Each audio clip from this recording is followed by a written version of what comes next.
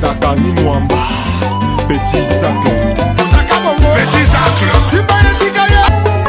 Zakari Mwamba, le Petit Zacle. Zakari Mwamba.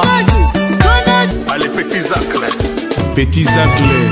Petit Zacle Mwamba, papa na prince.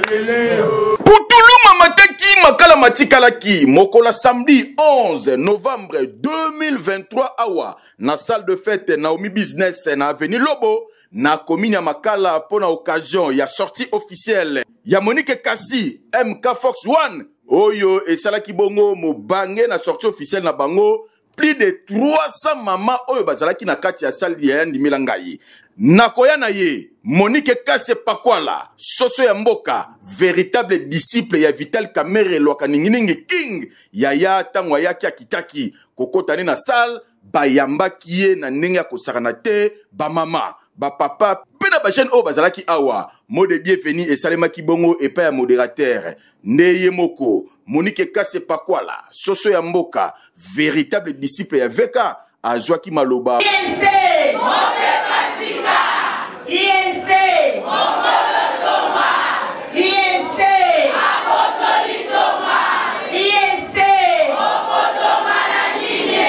pona kosala bongo lancement officiel ya structure MK Force One oyo ezali bongo ko cadrer ba mama ba jeune ba papa pona ba formation ya ndenge na ndenge bino moko boyebi makala bato baleka basala eloko te na makala na yango lokola za véritable makaloise alobaki makala na ye ekoki kotika la bongo te na yango asali structure oyo MK Force One pona koluka ba fille mère oyo babota na ba mibali irresponsable na yango ye azwi bango pona kokota na ba formation ya ndenge na ndenge lokola esthétique coupe couture informatique hôtellerie pena biloko mususu ya ndenge na ndenge kote ya ba mama oyo basalaka mombongo na bango akobakisela bango ba fond pour que lobby bazala utile na société et bongo kota ba jeune garçon bango pe kuna bakozwa bongo ba formation na auto école informatique pena ba formation ya ndenge na ndenge po lobby makala etelema tango zoloba ke na za makala yeba ke soutenir Monique Kassi Pakwala soso ya mboka véritable disciple ya Veka oyo aza na souci ya koluka ko développer commune ya makala na ndenge ya kosakana te yaya batutu bazalaki na salle basepelaki na discours ya ye moko Monique Kassi Pakwala soso ya mboka oyo azali bongo mwana na bango yaya mama peleki na bango oyo baza ko porter na ker balobi sa Monique Kassi Pakwala na makala mutu azate boka ye moko présidente ya structure Monique Kassi Force One MK Force One alobaki boy na micro na biso tina lelo na yaki na ndako na ngana benga na za makala na ekotala famille na ngai po tosalaki structure moko tobengi yango MK Monique Kassi Force One lelo ezalaki sortie officielle na ngo yango Monique nakoyaki esika oyo oyaki kosanga na biso nyonso bamikondi eloko na oseka na bamikondi batia biso maboko mpona commune oyo makala commune na biso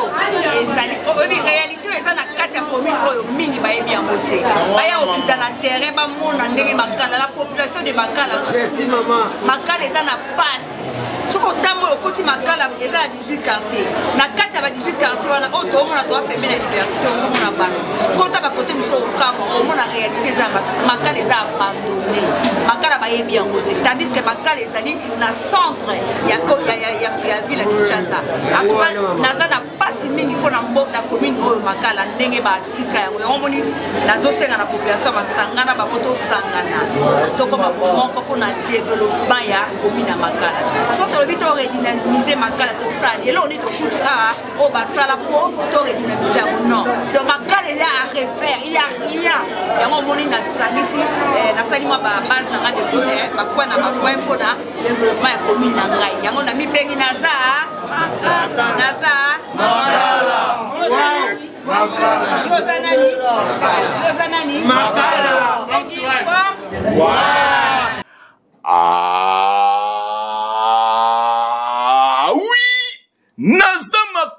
je soutiens Monique Kassi Pakwala soso ya mboka mama sociale bakiselaka e véritable disciple ya Veka oyo aza toujours kotambola na idéologie ya chef de l'État Félix Antoine Tshisekedi Tshilombo, le président du second avènement, l'âge testament accompli pour la République démocratique du Congo. Yepo na makala alobi akosala nyonso pour que makala lobi babeta lisolo mususu na yango. Kidimie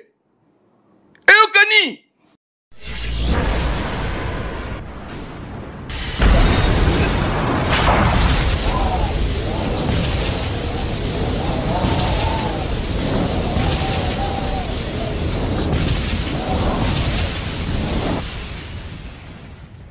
Zakari Mwamba, Petit Zacle. Petit Zacle. Zakari Mwamba, le Petit Zacle. Zakari Mwamba, Allez, Petit Zacle. Petit Zacle. Petit Zacle Mwamba, papa na prince.